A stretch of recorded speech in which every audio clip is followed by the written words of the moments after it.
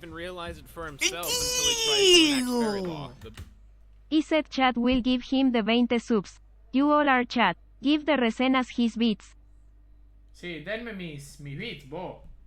Yo gané, yo cumplí mi parte del trato, ladrones. The basic gist of this spell is it's an all-powerful judgment spell that destroys everyone around you see as an enemy. He casts it, and lo and behold, no one has vanished or been harmed. Despite all he did, everyone he hurt, all the threats he made, Loxus never saw anyone in the guild as his enemy. He may have been able to trick his own mind into thinking he hates Fairy Tail, but his magic showed what he felt in his heart. In the end, Natsu and Gajeel barely squeeze out a win, and Loxus goes to the guild hall for one last time. Makarov does exactly what he did with Loxus' father, and excommunicates him from the guild, there on the spot. And Loxus was expecting it. Before he goes, though, Fairy Tail has one last gift for Loxus before he leaves. Back when Loxus came in and staged the coup, he and his friends were interrupting plans for the Fantasia Parade, a yearly celebration the guild takes place in. And back when Loxus was a kid going to the parade for the first time, he coined a symbol that Makarov could look for and see to know he's watching over him always, even though he can't see him. During the current parade, all the Fairy Tail guildmates hold up that same symbol for Loxus. He had a misguided way of trying to improve the guild and took things way too far, but the others understood that, and though he had to leave, they gave him one final message letting him know their bond wouldn't be severed. I love this scene, and after he leaves to go and find himself on some distant journey, Loxus will just continue to grow as a well-developed character from his somewhat generic base as just some douche.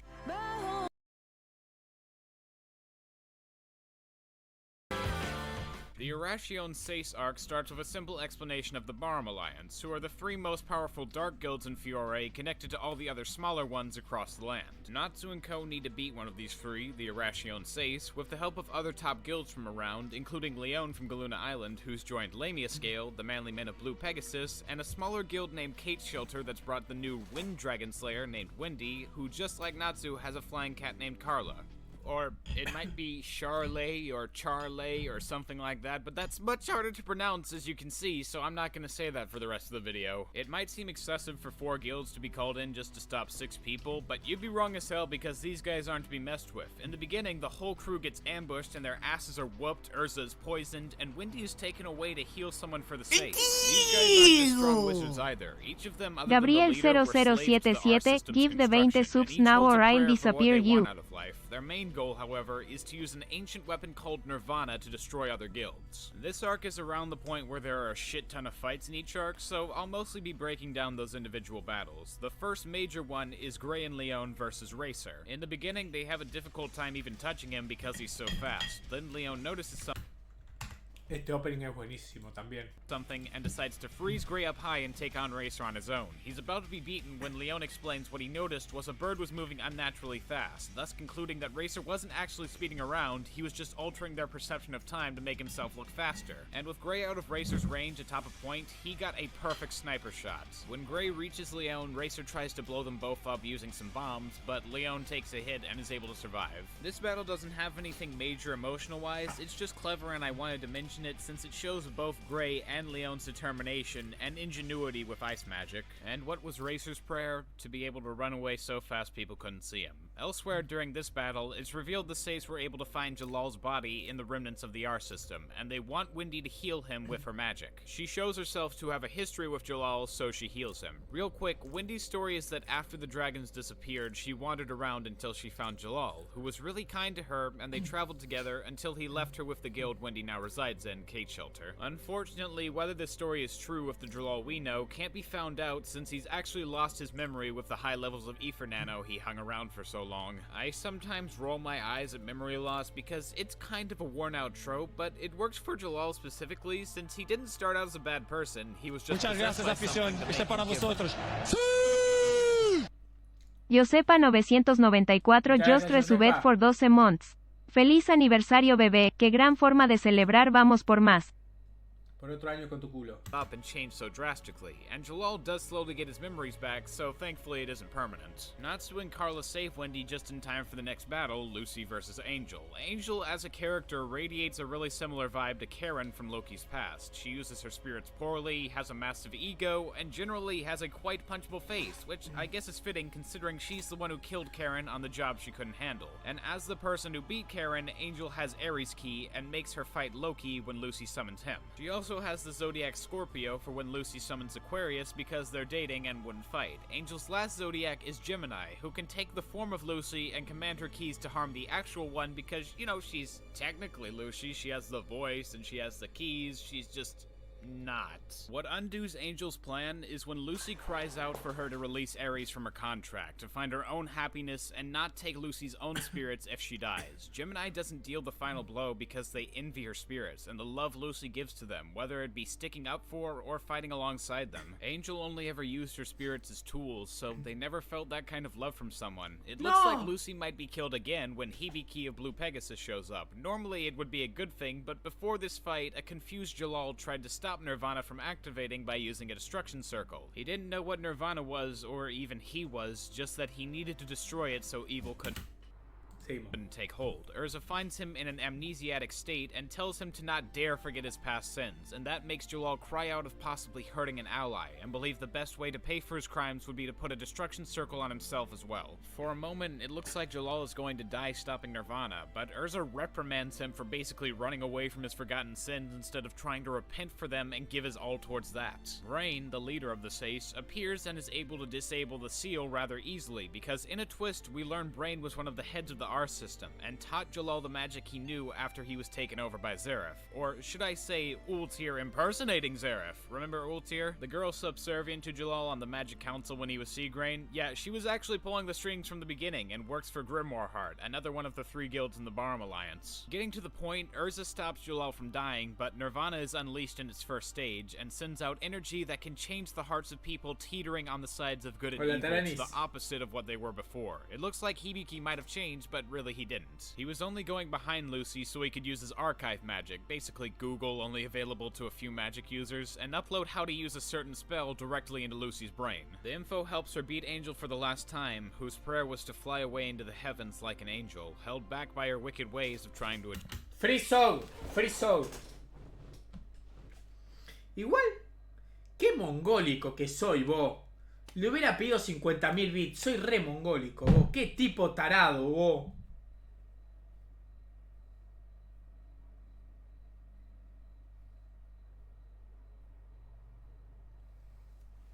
Achieve that. Of the people who are affected by the energy, one is the Sace member Hop. No, 70.000 no iba a dar. Hay cosas normales. Hasta 50.000 estoy seguro que podía dar. Pero 70.000 no. No tiene 70.000. Ah, no. No se fumen tanto.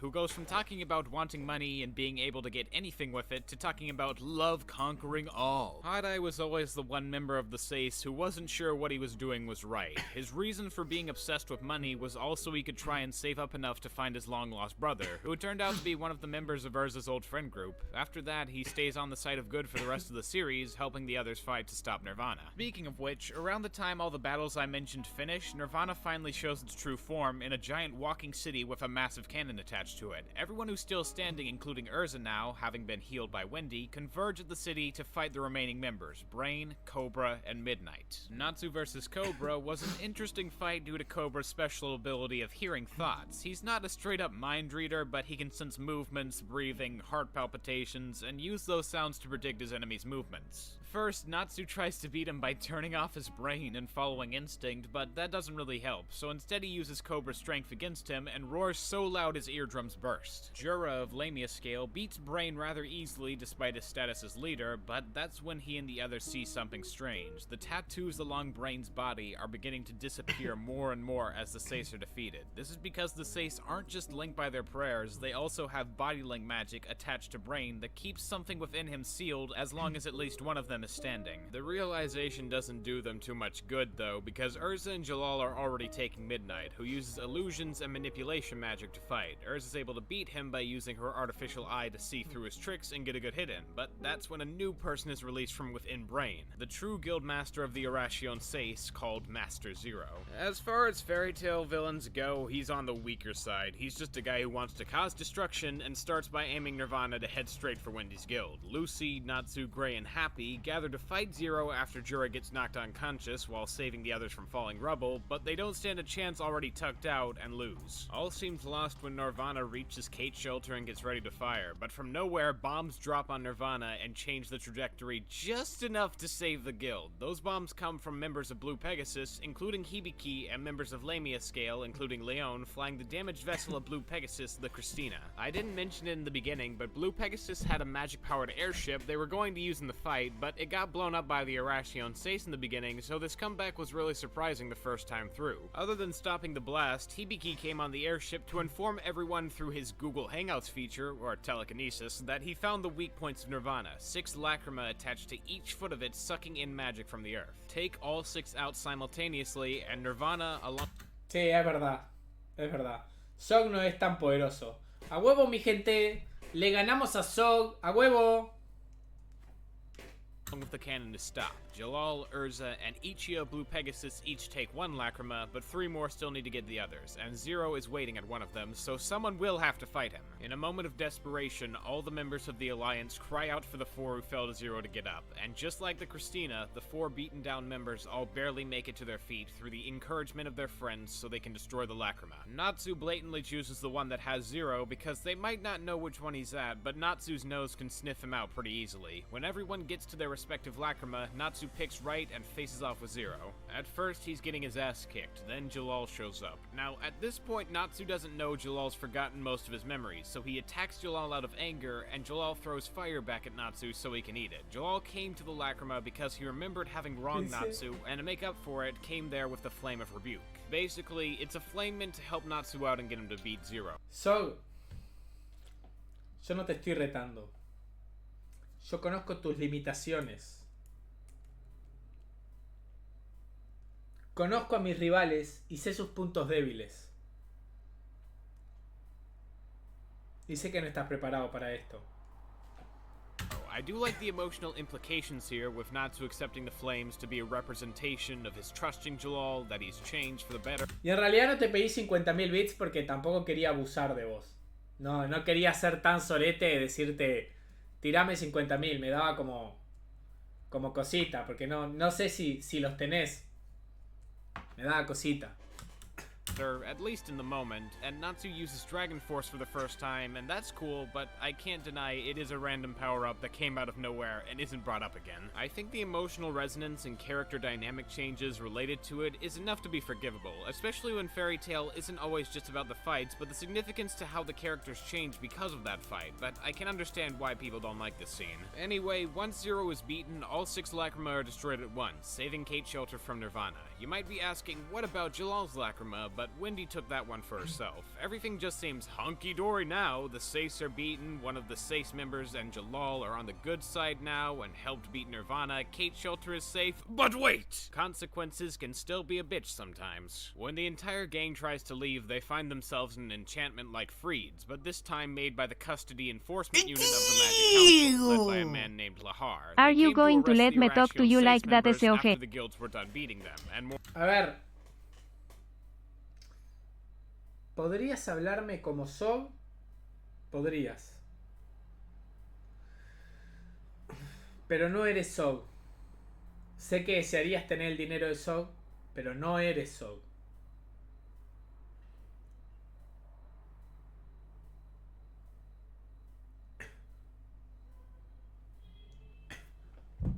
More importantly, Jalal. Adai happily goes with the guards, wanting to do his time and come back out a free man later on, and Jalal is willing to do the same when of all people, Natsu shouts out against it. Urza was going to make some kind of move herself, but right before she does anything, Natsu and the others speak out. He knows Urza will be incredibly shook up about this and doesn't want to see her cry like Jalal made her do back at the tower, so he reasons Jalal has to stay for Urza's sake. And they probably would have won if they wanted, but Urza puts a stop to it. She, of all people, knows Jalal has many crimes to pay for, and even if it would make her much happier to let him stay and grow to be the person he was before Ultir interfered, her moral code won't allow her to let a criminal who infiltrated the Magic Council go free without repercussions. It hurts her on the inside to do it since she's told she'll never see Jalal again, the equivalent of losing another friend. But she knows it's the right thing for her to do. Are you The game challenging calms me? down and ¿Saben qué? Me voy a poner en modo de retador. Alekai, te reto, porque sos pobre. Y a vos también, Soul. No fuiste poderoso. Imagínate que no te reté. Te tuve lástima, por eso te pedí solo 30.000 por un video de 3 horas. Te pude haber pedido 50 o 60. Pero sé que sos débil. Sé que sos una puta. Sé que como vos me decís puta a mí, pero en realidad la verdadera puta sos vos. Y tuviste que forzar la tarjeta de crédito para poner esos 30.000 bits. Porque sos una puta. Y tuviste que rascarte los bolsillos. Puta. lets the guards escort Jalal away. But in the moment before he leaves, Jalal remembers who Muchas gracias, afición. Está para vosotros. Dante, muchas gracias. Sí, más gracias. Dante barra baja Gurgitano just resubed for 2 months.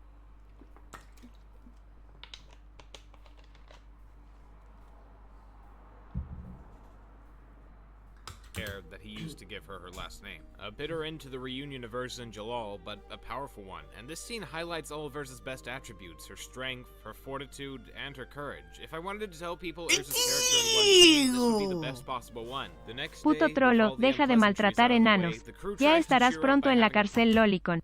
Tus videos son una puta MRD y te voy a doxear, si hablo a ti Memo Aponte.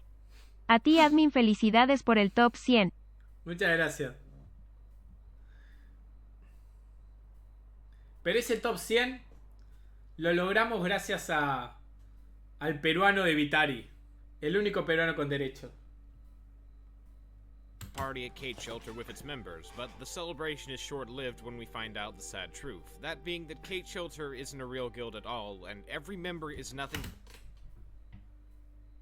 ¿A quién baneó eso?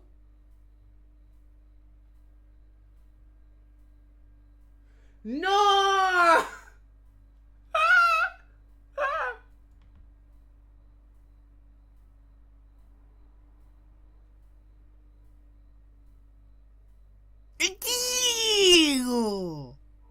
¿Quién fue el peruano que me baneó? Jajajaja, lee completo.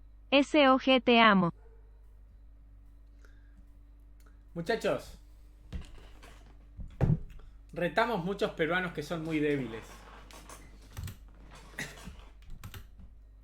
But a spirit created by the Guildmaster. He decided to create the spirits when Wendy was dropped off in an abandoned guild hall by Jalal. Muchas gracias, afición. ¡Algran!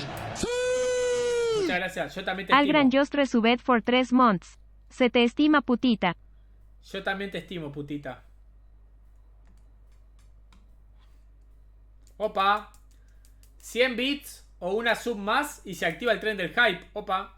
It was a guild when he was lying. The Guildmaster created all the spirits with their own unique personalities based on his old friends of an ancient civilization, also Wendy could have people to be loved by. The Guildmaster himself is also an apparition. In fact, he was the architect behind Nirvana. Originally, it was created to end wars and keep peace, so the people of the man's village built the city on top of it. Unfortunately, the magic dispensed caused not only some people to become peaceful and stop wars, but it eventually made the peaceful people atop Nirvana become ravenous and bloodthirsty, to the point the old man stood as the sole survivor of his people and culture. Both in life and death, he guarded Nirvana, and just so happened to meet Wendy along the way, and with Nirvana destroyed, he and the other spirits could now rest in peace. Wendy is mortified by the information as she sees all the people she got to know in her life disappear, but the old Guildmaster is able to comfort her by saying Wendy doesn't need those imaginary friends anymore with the many she's made on her adventure. Urza then steps forward and hugs Wendy. Living now, traveling and replacing my opium farms to the US will take a time and also want to establish my trades with them Colombian cartels and folks.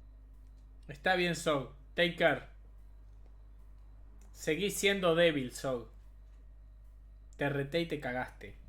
Wendy Good luck with the drugs. because just like her, she knows what it's like to lose a loved one, and encourages her and Carla to join Fairy Tail. Both of these events happened in the same episode too, so my heart was just fucking obliterated with these two big scenes. Holy shit. So yeah, Wendy joins Fairy Tail and becomes part of the gang just in time for the first filler that I don't want to talk about because it's trash. It's only 3 episodes, but I hate it, and I think it's so boring, so I'm just gonna move on to the great arc that happened after this mechanical dragon bullshit was done and over with. Okay, good. One thing though, before this show reaches its next important arc, the audience is introduced to the objectively strongest wizard in Fairy Tail, Guildarts. For people who like to call Fairy Tail a One Piece knockoff, this is their fucking holy grail. These two characters are incredibly strong, have slicked back hair with a very similar color, have missing limbs, and act as father figures to the main protagonists of their respective franchises. Hiro Mashima is a hack fraud who never should have been allowed to pick up a pen for his copy and paste bullshit, is the common argument you'll hear. And I do agree that the characters look pretty similar, but they also have completely different relationships with the main character throughout the story that sets them apart as characters. Also, just to bring this up, Guildarts had more dirty blonde colored hair in the manga, and he also had a hairstyle that was sort of different. It was more the anime's interpretation that made him look more like Shanks. I'm not saying there aren't a lot of similarities, but it just seems like the anime tried to make it look even more similar. Regardless, as I was saying, Shanks had sort of a brotherly slash friendish relationship with Luffy, and Luffy's entire quest in One Piece is to become the Pirate King so he can fulfill his promise to Shanks and give him his hat back. Shanks does come into play in the story on special occasions, but when he does, it's never while Luffy can see, and happens few and far between as far as it goes. In a way, Shanks is a goal Luffy wants to strive for as a captain, one that he can only reach when he finishes his journey and gets the One Piece. Guildarts is much different. He shares more of a fatherly connection with Natsu, but in a much more active fashion. Unlike Shanks, Guildarts returns to the guild hall every month or so to hang out with the rest of the guild and catch up with people. He humors Natsu by getting into fights with him that Guildarts knows he'll win, they play catch together, they share a deep emotional connection as not only a sort of father and son duo, but as close friends who know each other really well. Guildarts is a fun guy with a charming personality that shows his passion for the guild all the time while still being a bit of a loner with how often he goes on jobs alone. In his last bout with Danger, he took on a sentry quest and came back pretty tattered and beaten, having lost one of his arms and legs. He wanted Natsu to know it was from a dragon similar to Igneel called Acnologia, but that Natsu shouldn't look for him because he's more powerful than Natsu can imagine. The info is only conveyed in this episode, and Guildarts doesn't explain much else beyond that, but at this point, you should know your boy is ready to scarf down any hint of foreshadowing for future arcs. And speaking of which, the arc I'm about to get into, if you... So, out of the main cast of characters, including Wendy now, who among them hasn't gotten the spotlight shown on them? That's right, Happy and Carla. From the beginning of this show, we've been getting subtle hints that Happy and Carla aren't exactly normal in this world. Like, for example, I'm sure if you've never noticed this, it's quite a subtle detail, but did you know these two characters are cats that talk? And have weird colors attached to them, and can fly as their only form of magic, and came from eggs out of nowhere? Does that not at all seem a little suspicious? Apparently, Happy never thought about that when he first met Carla, and realized there were other cats like him. Carla, up until before this upcoming arc, has just sort of been kind of snobby and distant from all the other characters besides Wendy, since she's Carla's only real friend. This is by choice, as Carla doesn't want to associate with the others as long as she has Wendy, but she always had a particular distaste for Happy. Granted, he's tried to hit on her and give gifts to her at every waking moment. No! Oh, no, no. No, llegaron los fans de One Piece. No, por favor, no me chupes el pito para hablarme de foreshadowing que no tiene nada que ver. Por favor. Por favor, aléjate de mi pene, por favor. No, por favor, no, no, aléjate. Aléjate, que sí, que sí. Que Luffy tiene 8 marchas. Sí, sí, 8 marchas. Sí, ya lo entendí. Por favor, aléjate de mi pito. Aléjate de mi pito. Que sí, que Oda lo explicó en un SBC, por favor, mi pito no. But she mostly stays passive-aggressive until one instant where she blows up at him for no good reason beyond she can't tolerate someone who doesn't know who they are, implying she knows something about Happy even he doesn't. Wendy chases after Carla to see what's up with her, but at that exact moment, Mystigan arrives at the guild and recognizes Wendy. Yeah, remember when Wendy's backstory revealed she and Jalal used to be friends that traveled around together? Well, that was actually Mystigan, who looks exactly like Jalal because he has come from a parallel world of sorts. The same one Happy and Carla Carla came from. The only reason he came back at this moment was so he could warn Wendy he quote-unquote wasn't able to stop it, it being the thing that made Mystigan abandon Wendy in the first place. Magical holes appearing across Fiore that suck magic from the world into this parallel one. Mystigan was trying to close them all on his journeys, but he was unable to close the one appearing right above Magnolia. At that moment, the city starts to disappear into the hole, leaving only Wendy, Natsu, Happy, and Carla behind. Gabriel and Lucy also stay behind, but we don't learn about that till later. Shh.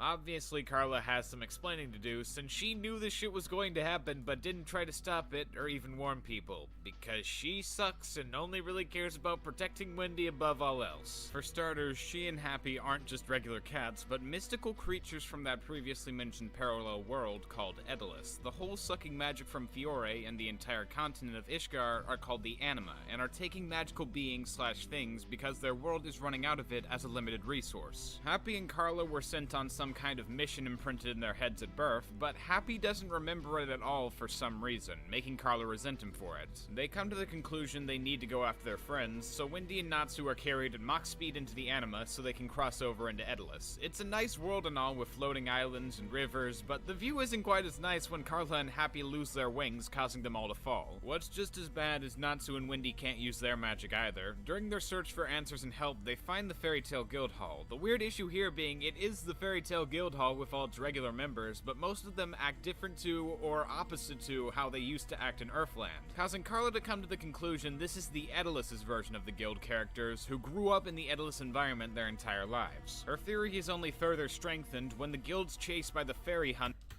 Qué buena estaba esa Ersa, oh.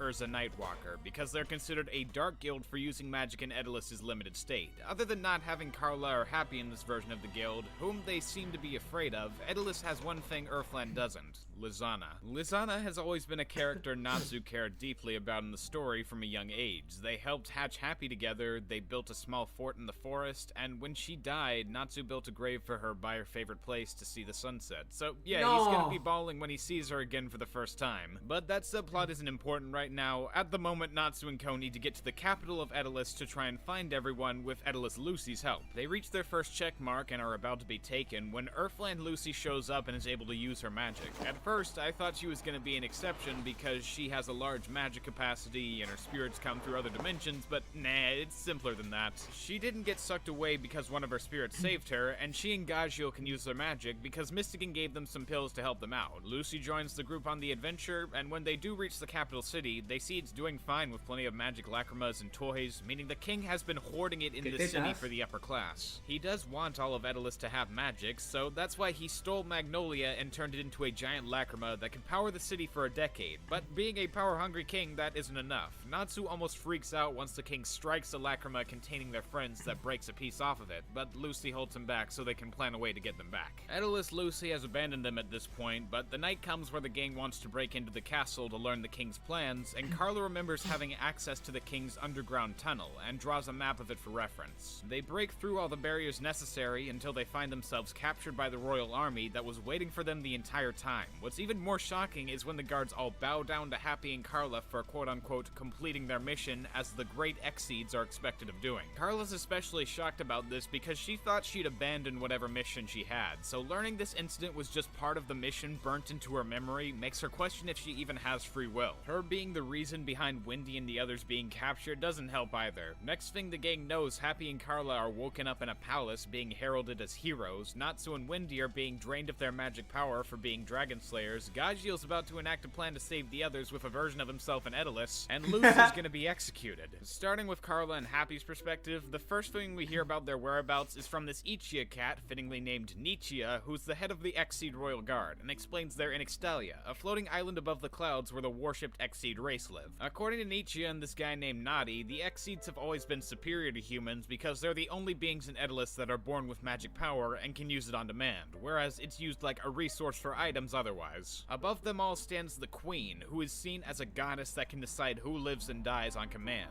While Nietzsche is explaining this, Carla tries to tell him that she failed her mission and had gone astray from it, so Nietzsche confirms her fears of losing control by saying he and the Queen were giving subtle messages for her to understand, and that she was basically their puppet from the beginning. Oh, and what was this mission? To eliminate or capture the Dragon Slayers. At this realization, Happy starts bawling along with Carla at the idea, but Happy isn't having any of this shit and tells him off.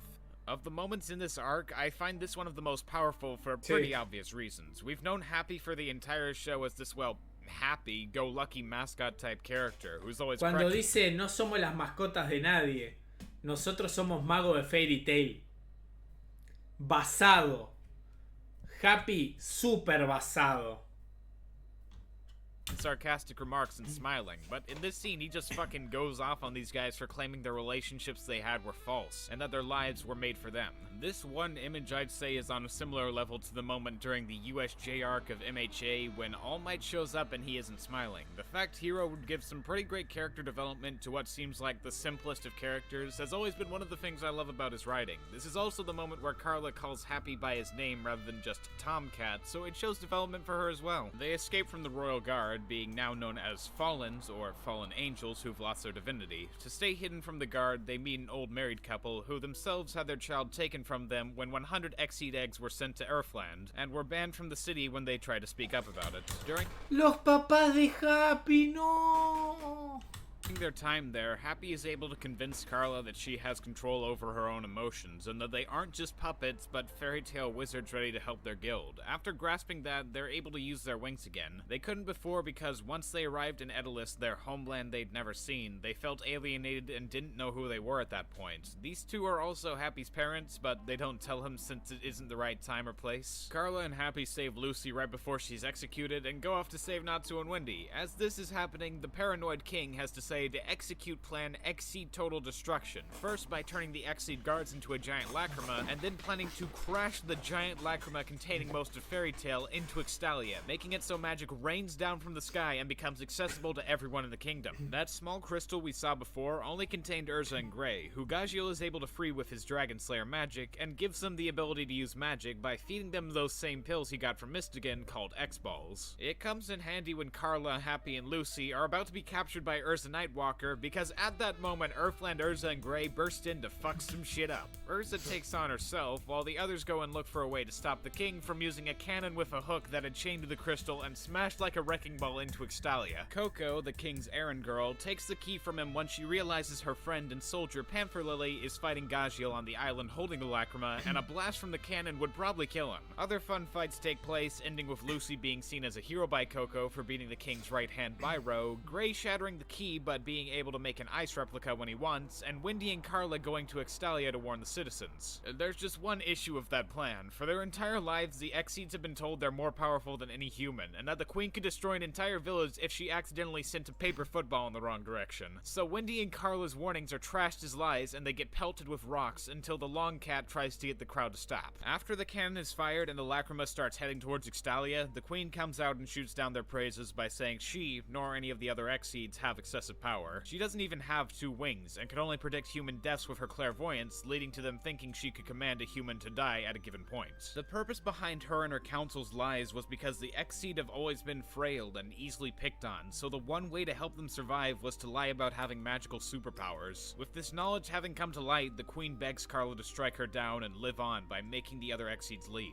Unfortunately, they all want to stay with the queen and just accept their fate, so they stay to be by her side. In a moment of defiance, Carla gives a speech about how stupid she and the others are being by giving up so easily, instead of trying to do something about the impending meteor possibly destroying Extalia, asking why it is they feel like some goddess is needed to do anything. Then she goes off on her own to try and push the meteor back herself. Luckily for her, the Fairy Tail gang hitched a ride on Coco's flying beast and helped push as well, along with Gagiel and Panther Lily. Remember when I said he and Gagiel were fighting previously? Well, they formed a bond during their fight, and after Gagiel won, Panther Lily agreed to join Fairy Tail as Gagiel's cat so he could have one just like Natsu and Wendy. Panther Lily also never really wanted his homeland destroyed. He just felt anger at them for being exiled himself, and what was his crime? Saving a lost boy out in the desert from starving, because Exceeds aren't supposed to help humans. Panther Lily does get to make up with the queen when she and all the other Exceeds, moved by Carla's speech, go out to protect their home and show they can actually be strong when they fight together. Speaking of that lost boy, he comes into the picture soon, revealing himself to be Mystigan, or as he's known in Edalis, Prince Jalal, the missing heir to the Edelis' throne, and suddenly everything has connected itself in that little pocket. Jalal of Edelis was a runaway prince who ended up in Earthland to try and stop his father's plan to take the magic from it, and he met Wendy along the way. He would have kept adventuring with her, but his duty kept him bound and he didn't want her getting in harm's way. The real reason Earthland Jalal didn't know Wendy was because he really didn't ever meet her, rather than the cause simply being his memory loss. It all makes so much sense when put together. It also explains Mystigan's magic type involving items. He uses staffs and weapons like that because his body doesn't channel magic energy on its own. Once the others are able to push the Lacrima back from Extalia, Mystigan makes sure to be able to enact the spell he's been working on to send everyone back through the anima. Lily and Jalal's reunion is kind of cut short though by Nightwalker, who's brought an entire battalion to deal with the Exceeds and humans, and to make matters worse, the king used all the magic he got from Wendy and Natsu to power a mechanical dragon to fight them in. So now Wendy, Gajiel, and Natsu have to take care of that as well. It all seems lost on the fight against Nightwalker's army until Edelis Lucy shows back up with all of Edelis' fairy tale. The reason she'd left before was originally just to bail from the plan, but she got inspired by Lucy and Natsu's words to fight back, so she brought some friends to help with it. Checking back on the King versus Dragon Slayer's fight, it gives a good amalgamation of how some characters have grown in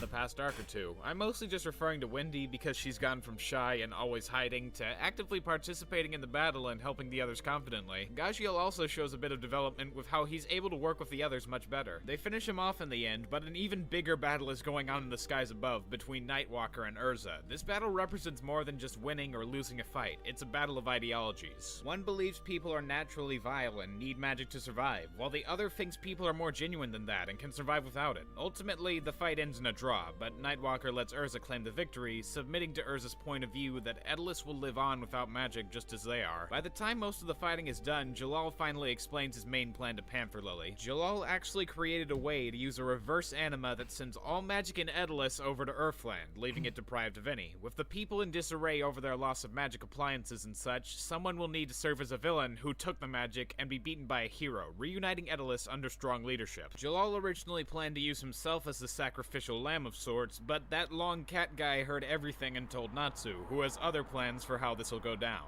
Wendy, Gajiel, and Natsu play the part of demons to scare the townspeople into thinking they took the magic and propped the helpless king up. At a glance, it might seem odd to make the king seem innocent, but you have to remember that everyone in Edelis believes the king is just a man who wants nothing more than to please his people, so knowing him as a tyrant with a dragon mech suit would only cause more discourse and outrage among the people. Jalal tries to stop it at first and offer himself as a sacrifice, but Natsu knows it's too late and challenges him to a good old fistfight. This method is perfect because it shows someone can prevail without the use of magical weapons. That's when Natsu gives Jalal the fairy tale farewell ceremony. Don't divulge secrets about the guild, don't contact any client you've worked with previously, and though our paths might stray, always live your life to the fullest. Never question your worth, and don't forget the friends you made along the way. After that, Amigo, el concepto del gremio de Fairy Tail es buenísimo.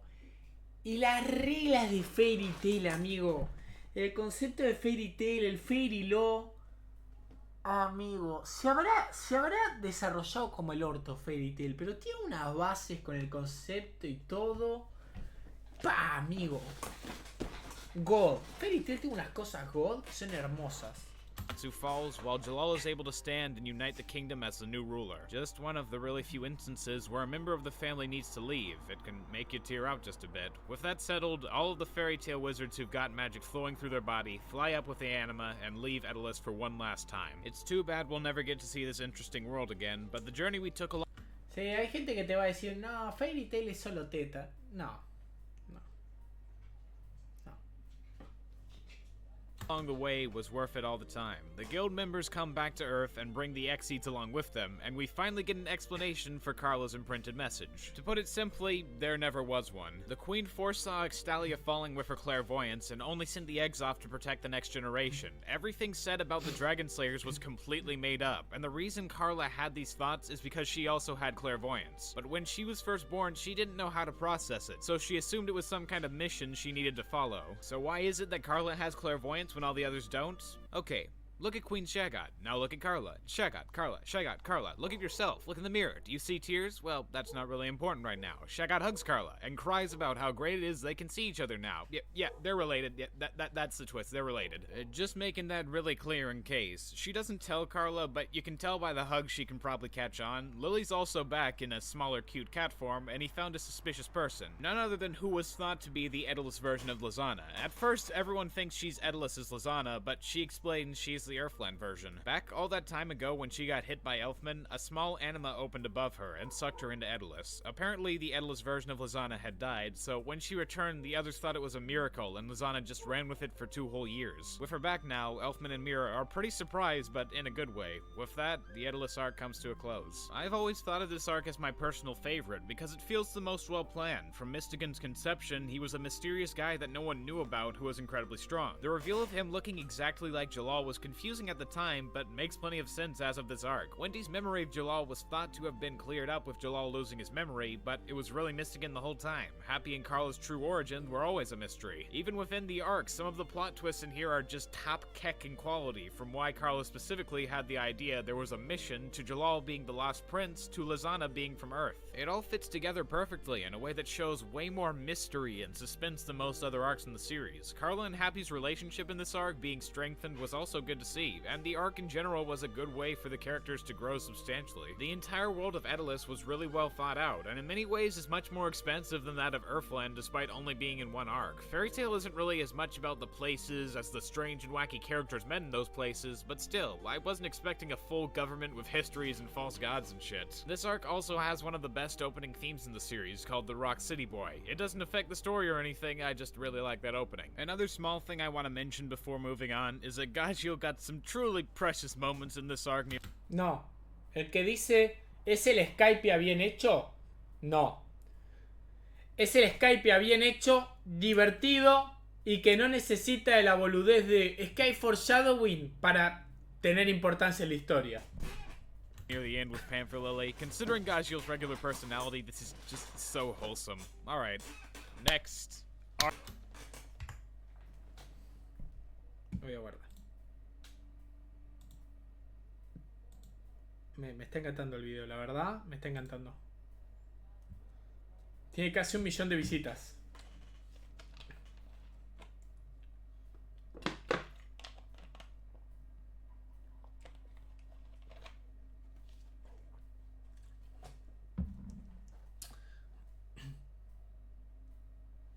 ¡Los tambores! No puede ser mejor que Skypiea porque no tiene los tambores. Y la risa, y piensa, tiene un dios que es Enel, el dios, que no mató a nadie durante su mandato. Le tiró rayos hasta un viejo que andaba ahí caminando y no lo mató. Pero es el dios Guibel, entiende el foreshadowing. Estuvo siempre ahí. Luffy baila como baila Nika, foreshadowing. Top 3 mejores arcos de la historia del anime, Guibel, ¿no lo entendiste?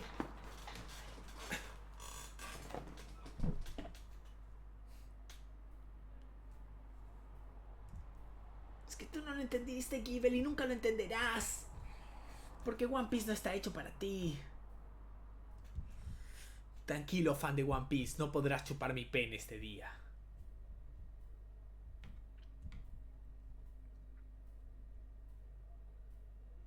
Enel es una poronga, pero buen diseño de personaje. Y claro, si es Eminem. Claro, si es Eminem. ¿Cómo no va a tener buen diseño si es Eminem?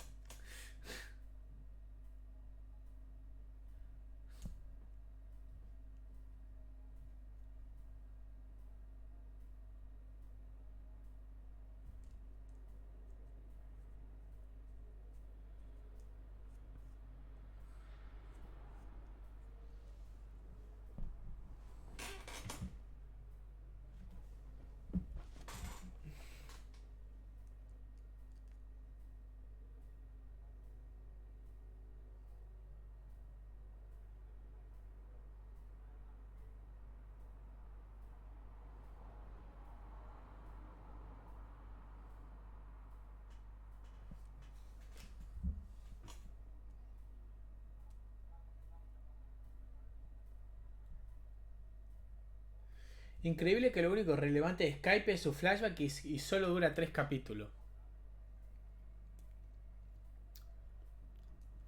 Si un arco te parece bueno, después de que pasaron 800 y te tienen que meter cosas como, ay, hay una silueta de Luffy bailando o tambores, entonces es un arco de mierda. ¿Qué persona no se aburrió con Skypiea? Vamos a ser sinceros. Vamos a ser sinceros. Sincero. ¿Qué persona no se aburrió con Skypiea?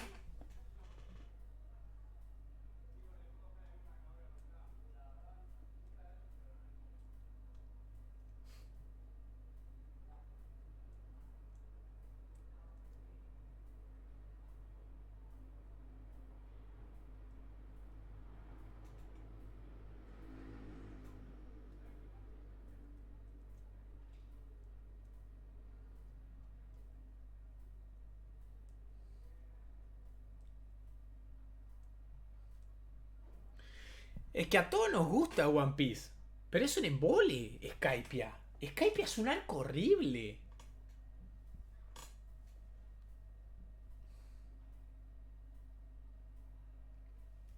Y el villano es una poronga. Y muchachos, todos sabemos que Enel no está muerto y va a volver a aparecer. No es sorpresa para nadie. Y ahí es cuando van a decir, cuando vuelva a aparecer después porque volvió por algo raro, van a decir,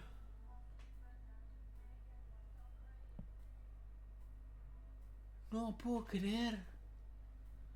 No puedo creer. Foreshadowing.